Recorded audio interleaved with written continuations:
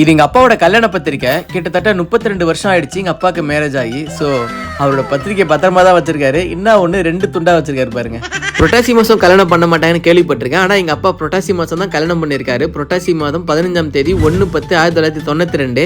So அது இன்னைக்கு தான். எங்கள் அப்பாவுக்கு 60 வயசு ஆனதுனால 60ஆம் கல்யாணம் பண்ணணும்னு நான் ஆசைப்பட்டேன். பட் எங்கள் குல வழக்கப்படி நாங்கள் யாரும் 60ஆம் கல்யாணம் பண்ணுறதில்ல. ஆனால் திருக்கடை ஊருக்கு போயிட்டு சாமி மட்டும் கும்பிட்டு வருவோம் அப்படின்னு சொன்னார்.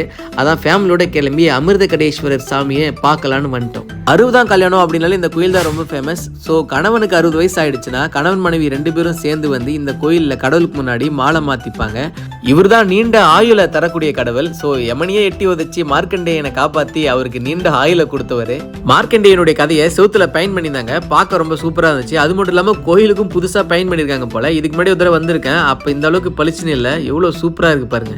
அப்புறம் அப்படியே எங்கள் அப்பா அம்மாவுக்கு திருமண வாழ்த்துக்களை அங்கேயே சொல்லிட்டு எல்லாரையும் நல்லா வை கடவுளேன்னு வேண்டிட்டு கிளம்பிட்டேன்.